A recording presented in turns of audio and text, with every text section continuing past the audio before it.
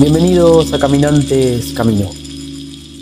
Nos encontramos con J.R.R. Tolkien en su obra El Silmarillion. Muchas gracias por acompañar.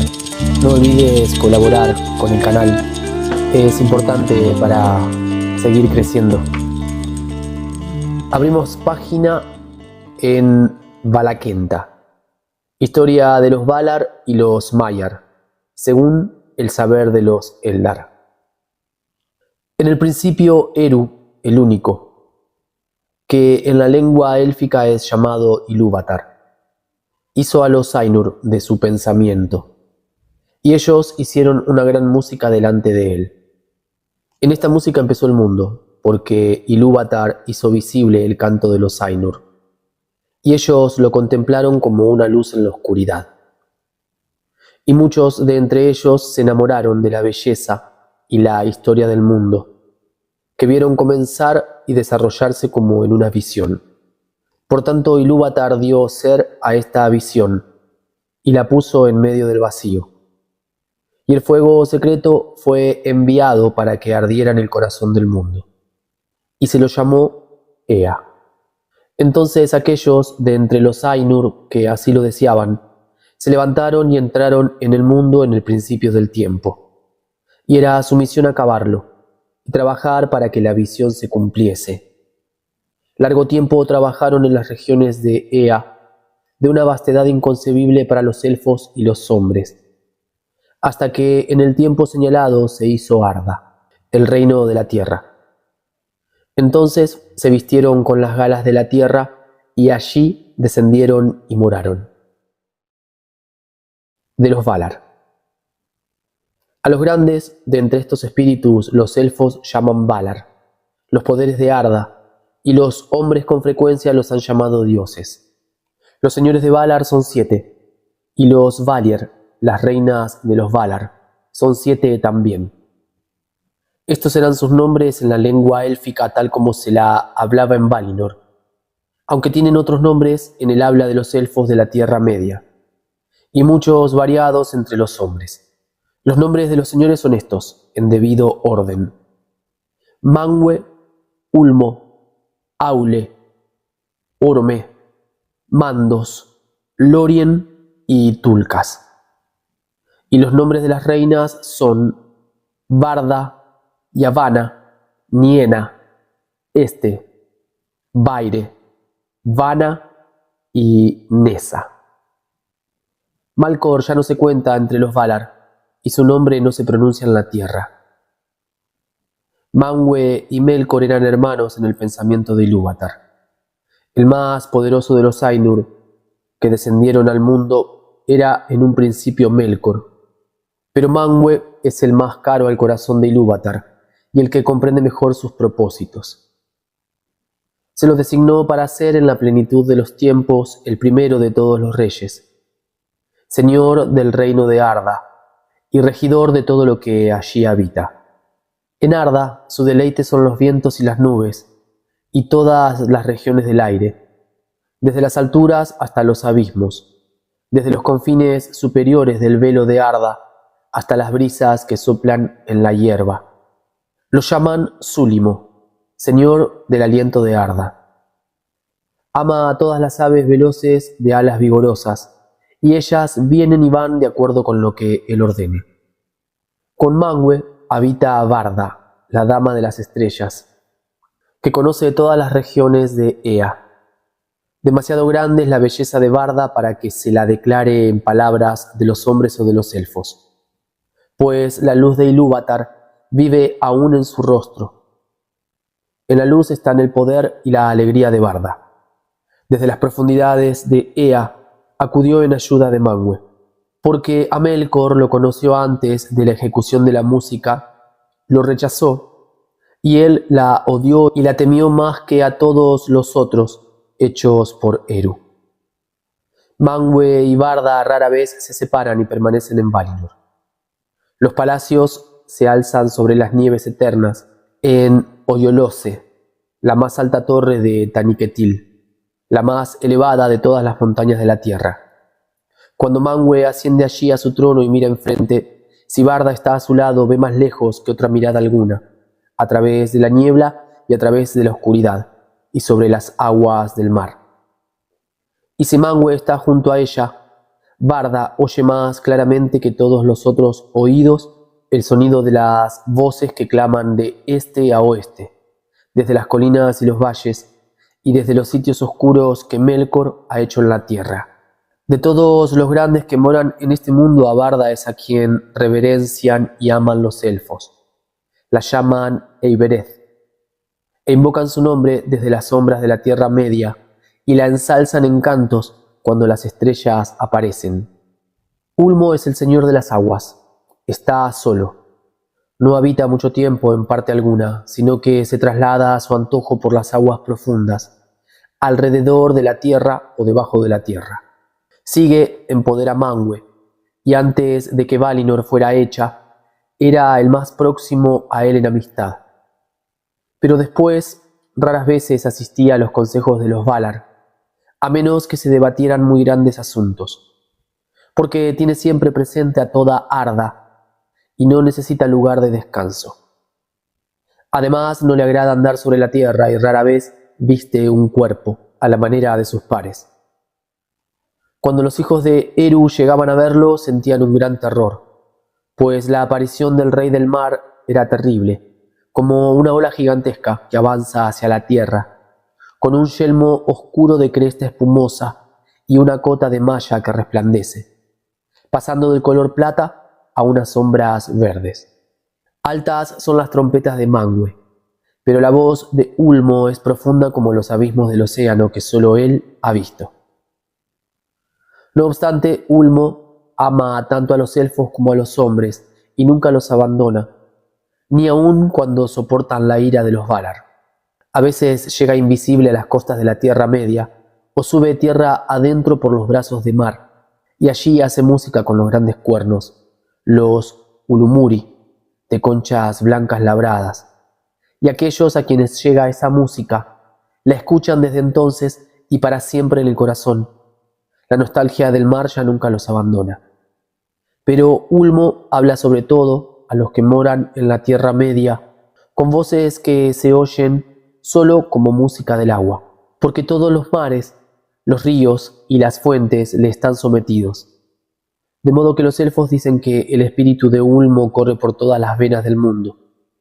Así le llegan a Ulmo las nuevas, aún en las profundidades abismales, de todas las necesidades y los dolores de Arda, que de otro modo permanecerían ocultos para Manwë. Poco menos poder que Ulmo tiene Aule. Domina todas las sustancias de que Arda está hecha. En un principio trabajó mucho en compañía de Manwë y Ulmo, y fue él quien dio forma a las tierras. Es herrero y maestro de todos los oficios y los trabajos que requieren habilidad, aun los muy pequeños, tanto como de las poderosas construcciones de antaño. Suyas son las gemas que yacen profundas en la tierra y el oro que luce en la mano, y también los muros de las montañas y las cuencas del mar. Los Noldor fueron quienes más aprendieron de Aule, quien fue siempre amigo de ellos. Melkor estaba celoso, pues Aule era el que más se le parecía en pensamiento y en poderes, y hubo entre los dos una prolongada lucha en la que Melkor siempre estropeaba o deshacía las obras de Aule, y Aule se cansaba de reparar los tumultos y los desórdenes provocados por Melkor. Ambos también deseaban hacer cosas propias que fueran nuevas y que los otros no hubieran pensado, y se complacía en las alabanzas de los demás. Pero Aule fue siempre leal y sometía todo lo que hacía a la voluntad de Eru, y no envidiaba la obra de los otros, sino que buscaba y daba consejo. Mientras Melkor se consumía en envidias y en odios, hasta que por último nada pudo hacer, salvo mofarse del pensamiento de los demás y destruir todas sus obras, si le era posible. La esposa de Aule es Yavanna, la dadora de frutos. Es amante de todas las cosas que crecen en la tierra y conserva en la mente todas las innumerables formas, desde los árboles como torres en los bosques antiguos hasta el musgo de las piedras o las criaturas pequeñas y secretas del Moho. Entre las reinas de los Valar, Yavanna es la más venerable después de Barda.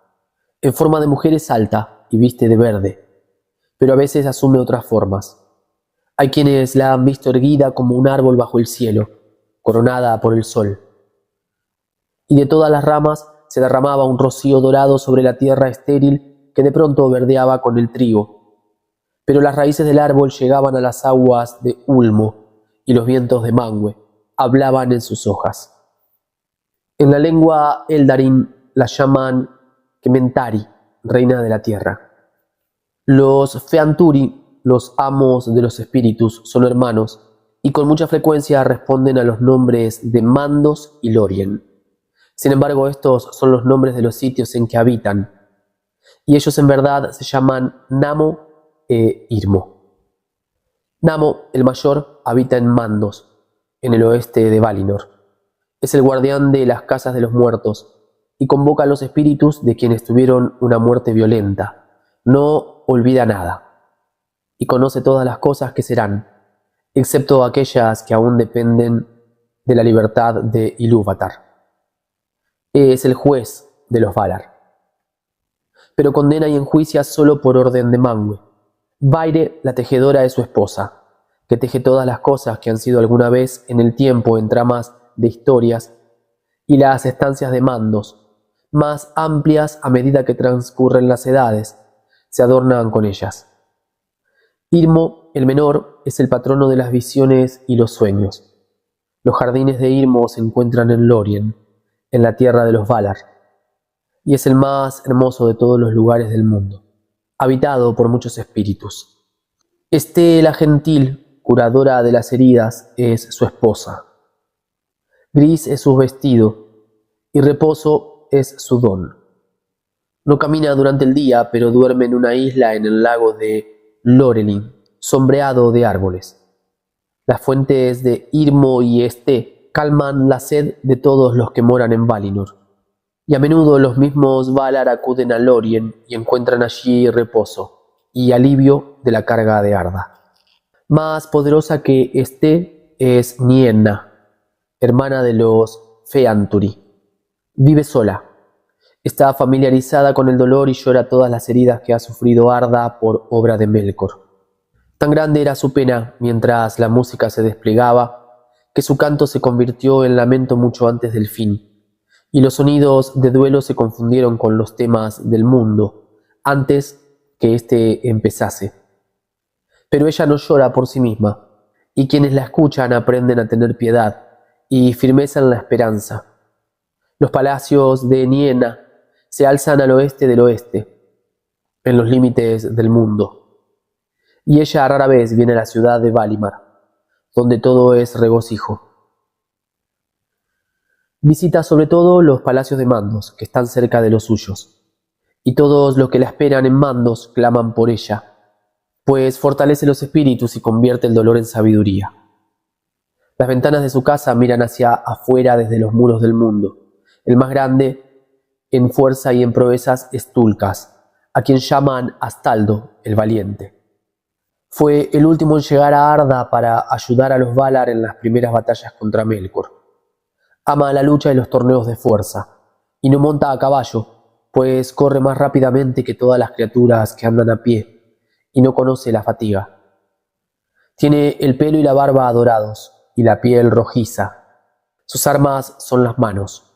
Poco caso hace del pasado o del futuro, y no es buen consejero, pero sí un amigo intrépido. Su esposa es Nessa, hermana de Orome, y también ella es ágil y ligera de pies. Ama a los ciervos y ellos van detrás de su séquito toda vez que ella se interna en las tierras salvajes, pero los vence en la carrera, veloz como una flecha con el viento en los cabellos. La danza la deleita y danza en Valinor, en los prados siempre verdes. Orome amaba la Tierra Media. La dejó de mala gana y fue el último en llegar a Valinor, y en otro tiempo volvía a menudo al este por las montañas y regresaba con su ejército a las colinas y las llanuras. Es cazador de monstruos y de bestias feroces, y encuentra deleite en los caballos y los perros, y ama a todos los árboles, por lo que recibe el nombre de Aldaron. Y los Sindar lo llaman Tauron, el señor de los bosques.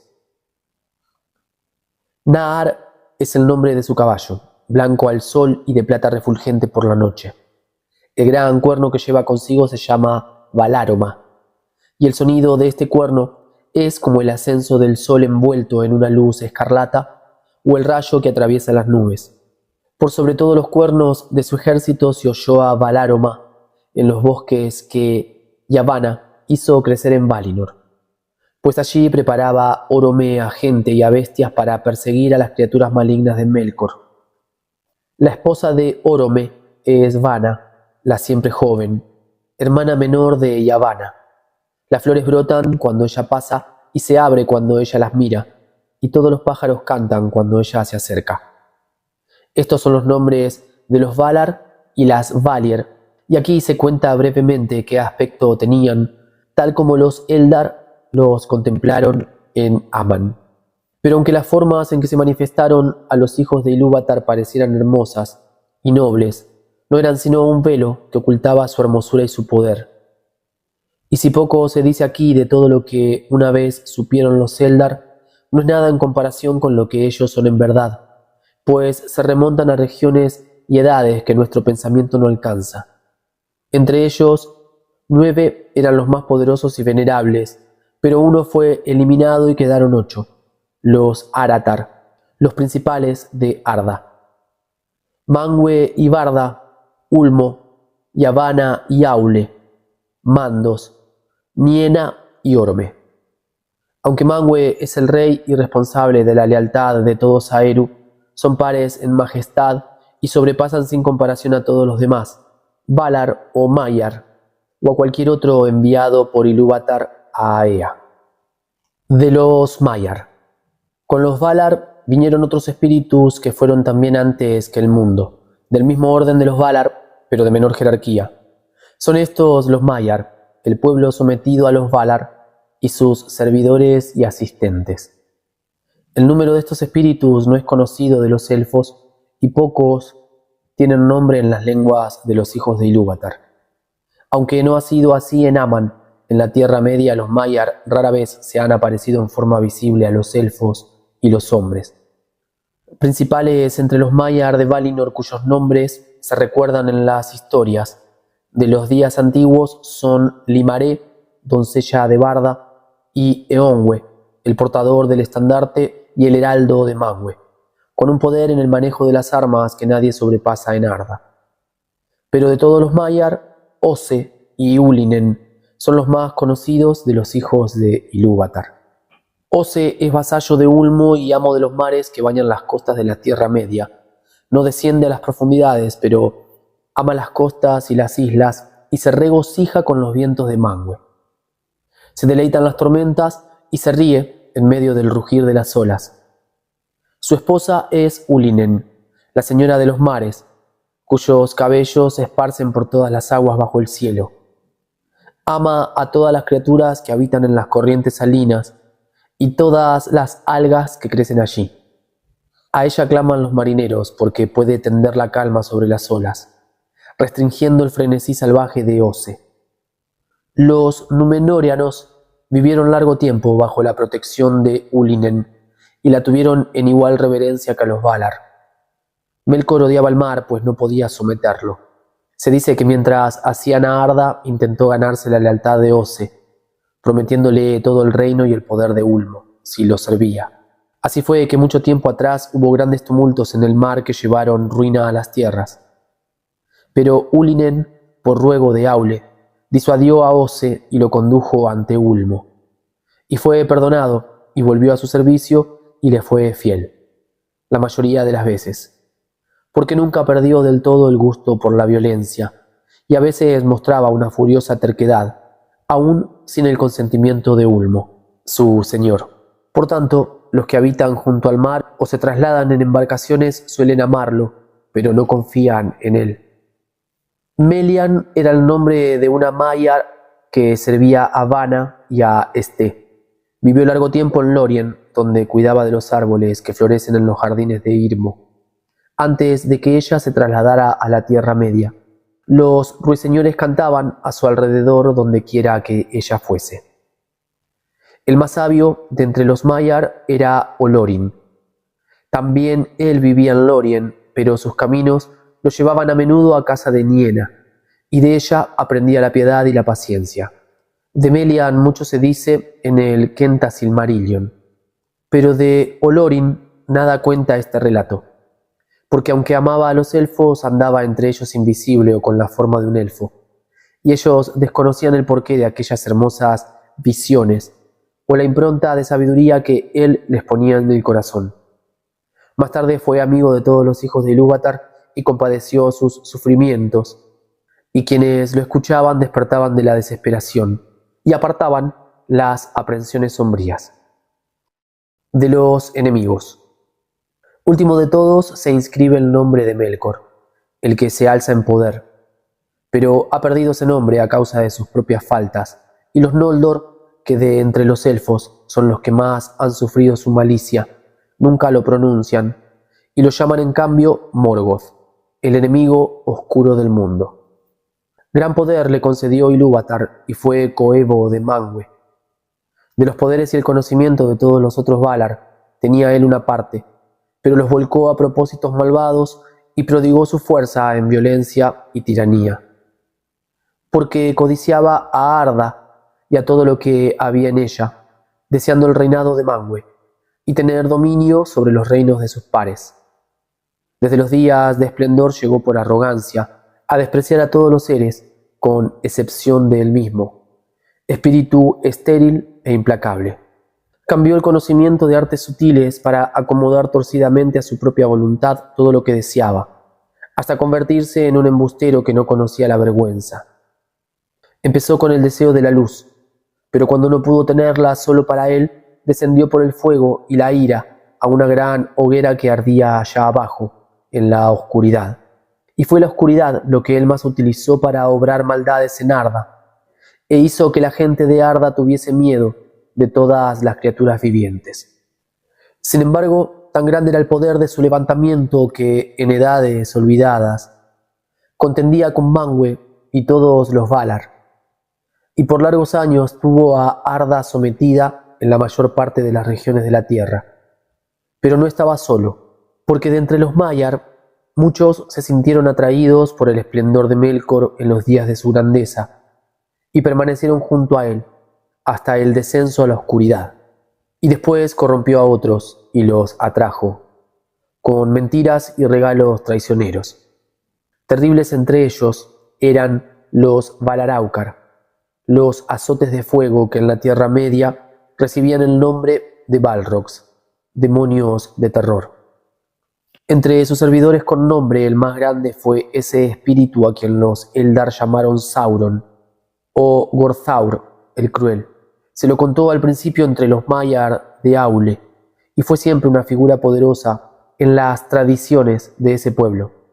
En Toaos, los hechos de Melkor, el Morgoth en el reino de Ardar, en las vastas obras que él edificó y en las trampas que tendía, Sauron tuvo parte, y era menor en maldad que su amo solo porque durante mucho tiempo sirvió a otro y no a sí mismo.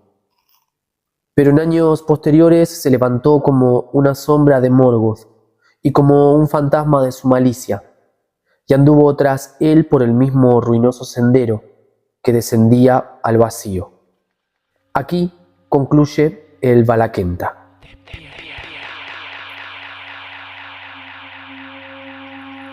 Final de este tramo de la aventura. Nos damos próxima cita para encontrarnos a leer Quenta Silmarillion, la historia de los Silmarils. Gracias por acompañar. Un gran abrazo.